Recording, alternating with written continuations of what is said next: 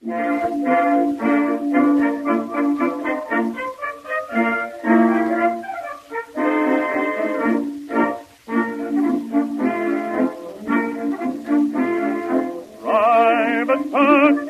funny little codger with a smile, a funny smile.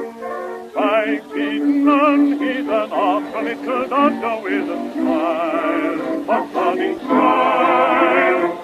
The good rogue, he'll have his little show, he can't be so pressed. All the other fellas have to grin when he gets this off his chest. Hey! Pack all your troubles in your old kit bag and smile, smile, smile. While you look it was to light your bag, smile, boys, and smile. What were you for worrying?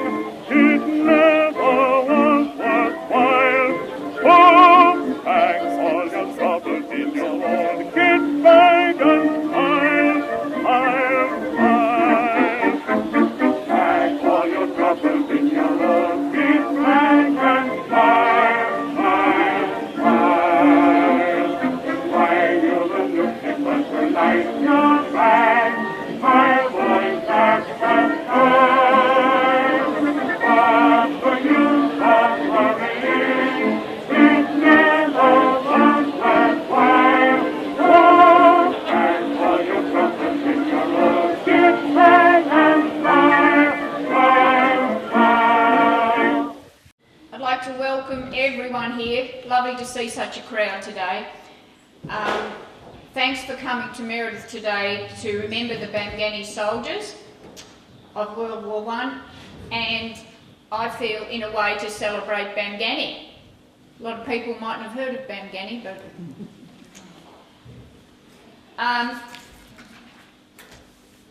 for a start I'm going to tell you a story. I better put my glasses on.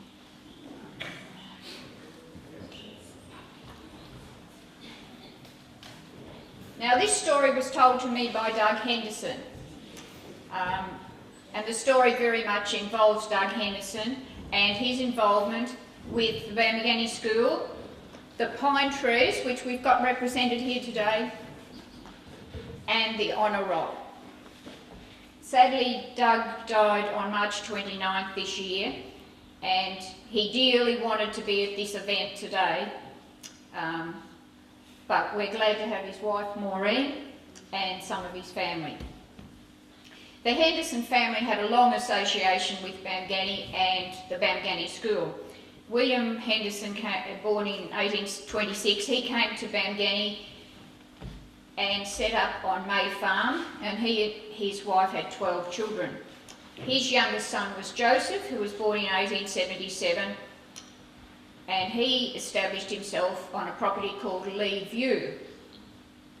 He married Louisa Musgrove from Fairview, and she was one of 14 children. Doug was their son, and Doug was born in 1918. So the Henderson family have been in Bamganie a long time. Lee View, the property where Doug and Joseph lived, was next door to the Bamganie School on the south side. And they also had a lot to do with the school. Many of the Hendersons and Musgroves went to the school. Of course, Doug grew up next to the school. Some of the students who rode their horses to the school left them at Henderson's. Some of the teachers boarded at Henderson's. One old student told that the teacher went home to Henderson's for lunch, and the children went down the bush to catch lizards during lunchtime. And Doug's father, Joseph, had been appointed correspondent on the school committee when the school reopened in 1913, and he held that position until 1933. In 1923, the Bamganie school children planted 15 pine trees around the perimeter of the school grounds for each of the soldiers who'd gone to World War I and who had been scholars at Bamganie State School. The teacher at that time was Edwin Bowley, who boarded part-time at Henderson's. The trees were planted by the 14 school students who were at the school at that time, and Ruby Musgrove and Doug Henderson planted the 15th tree as they were going to start school the following year. Tree guards were put around the trees and brass plaques with the name and battalion of each soldier was written on the plaque. I presume that this honour roll was made about at the same time to hang in the school building.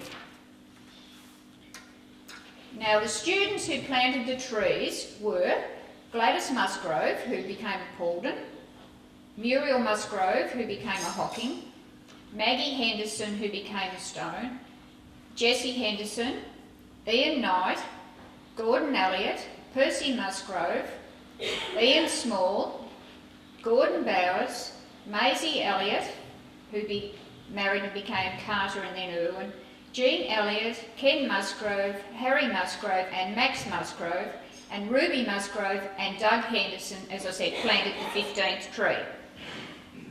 Some of the descendants of these people, children who planted trees, are here today.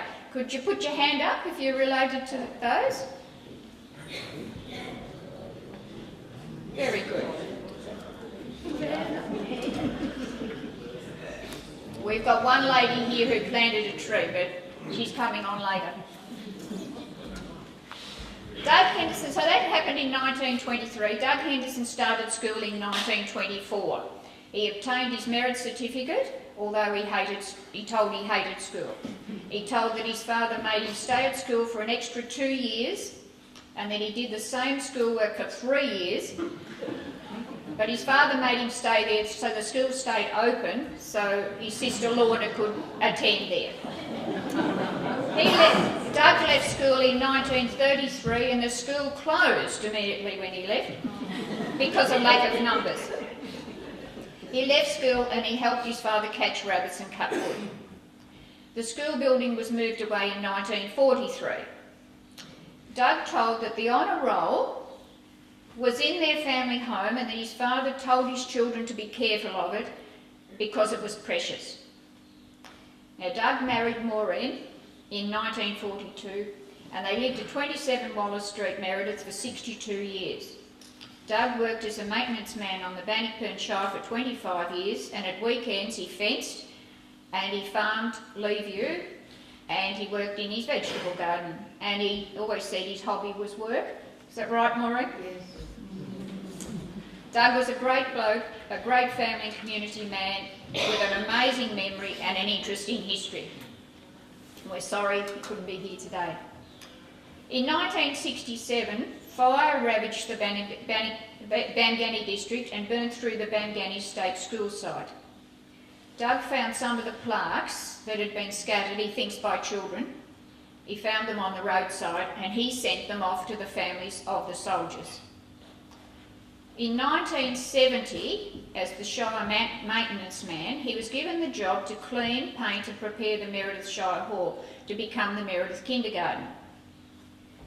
The RSL had been meeting there, and at some time the Bamganie honour roll and some extra photos had been taken and put there. So when he was doing this work, Doug locked the door of the vault at the kindergarten, at the Shire Hall, thinking the kindergarten wouldn't need the vault. In 2002, that vault was opened by the kindergarten mums, who investigated the locked drawer behind the coat racks in the storeroom. They opened it and found the Bamganie State School honour roll, the photo of Charles Wyatt and some other photos. I'm thinking that the honour roll, I'm presuming it was made about 1923 when the trees were planted, and I think Doug's father probably took it to his house between 1933 when the school closed and 1943 when the building was moved away. So it could have been in the Henderson home for up to 20 years.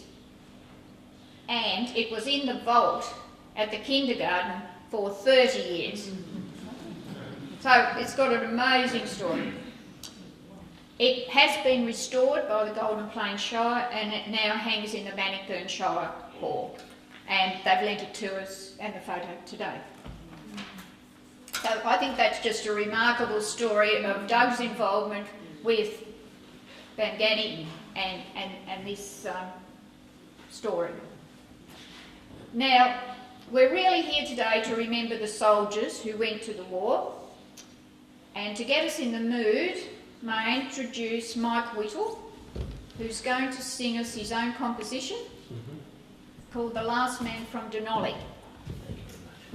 Now, just before Mike starts, I heard this song on Macca on a Sunday morning. I wrote to them and asked them, didn't have much information, but asked them, and they suggested it was this song. Put me in touch with Mike, and he lives in Geelong. Plus the news.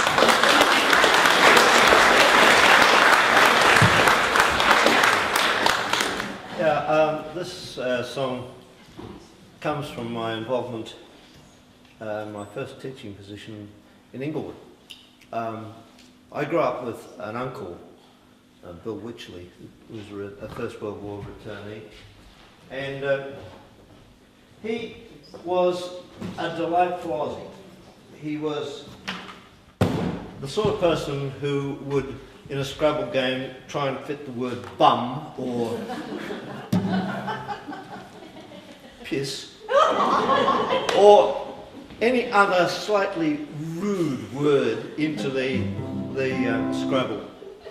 And this used to annoy the very living daylights out of my grandmother, who was a person that I rather like to see get annoyed. Thinking back, I said that probably cemented our friendship. But he came back from World War I carrying 2 pieces of shrapnel on his back. He went to the grave with those pieces of shrapnel in his back because they were too close to the spine to be removed with safety. He had shell shock. At times when we were on holidays together, the families would go out and go to places like Healesville and really way out places like Healesville, and travel for days to reach Healesville. But anyway, when we got there and camped in places that didn't have electric light, which made them seem incredibly primitive, he was suddenly taken by a fit of absolute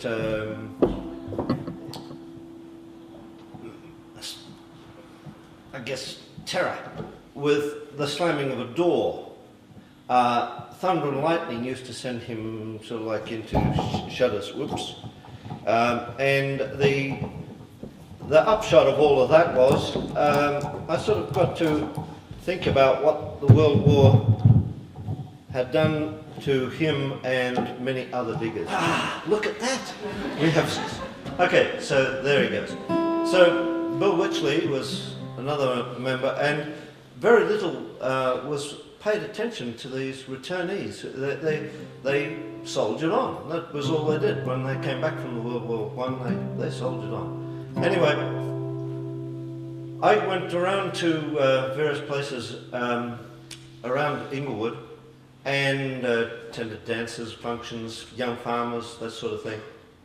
And I noticed that in the centre of almost every town there was a memorial. And I was teaching, country school. There might be 20 kids of a particular age group in the school. And on these war memorials often there would be 20 to 30 names, which means basically that the entire male population at that time would have been wiped out. That age group had gone. And it was not an uncommon story, of course, for the country kids to enlist when the enlistment agencies arrived at the town. They'd enlist the whole lot and they'd put them in the same regiment. And of course that is why a lot of people were lost in Fromelles. Fromelles wasn't the only battle like that. There was Pozieres, there was the Somme, you name it, they were horrendous. And when they came back, there was nobody in the town. And it was a time that a lot of suffering occurred. So when I knew about Fromelles from these contacts, and I knew that there had been an enormous death toll, but of course when that was opened up, I wrote this song, and this is in tribute to those people.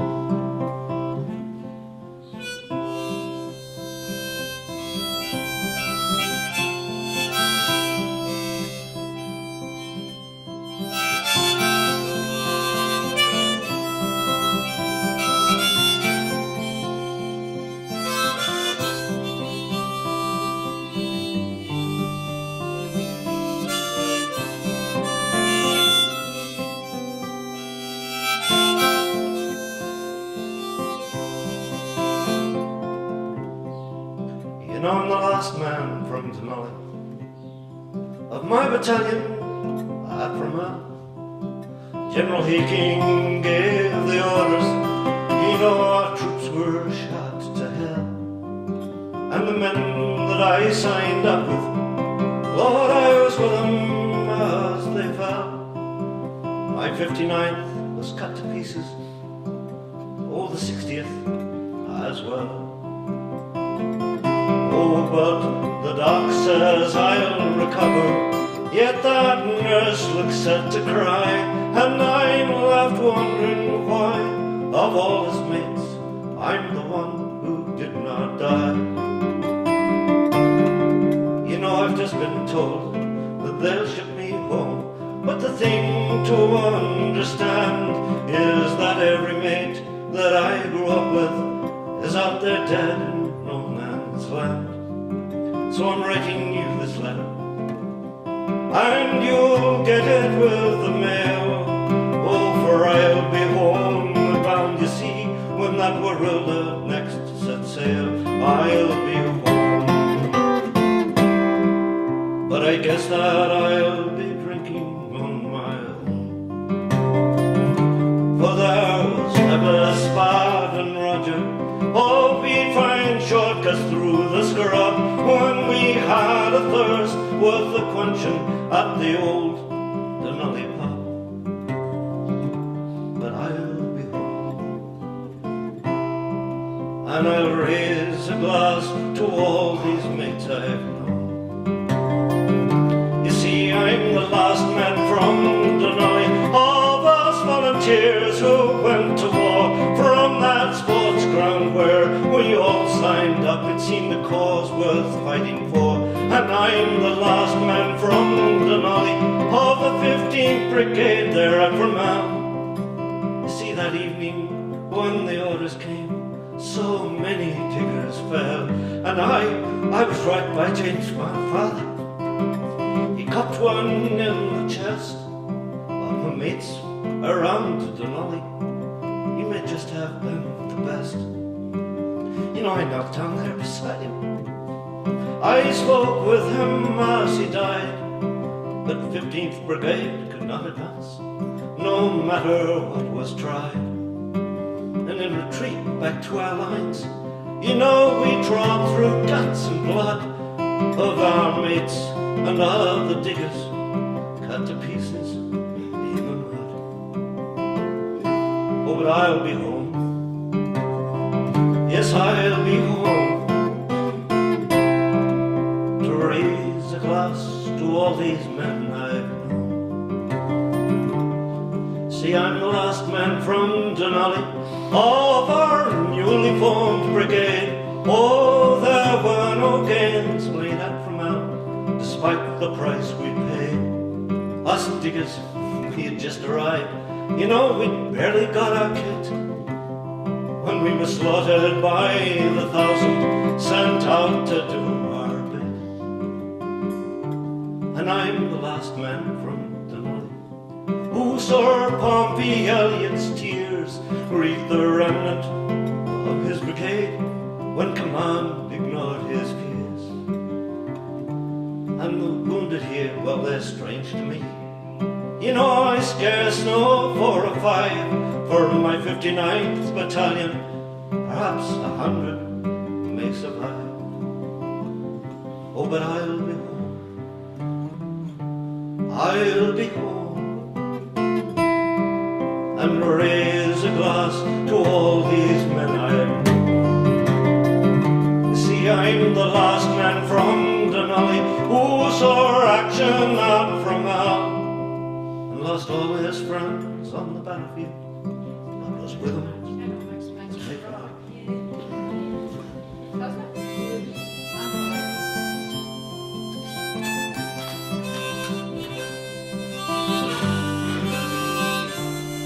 Now the Bamganie, in 1923, as I said, the Bamganie scholars planted trees around the school. So the community of Bamganie in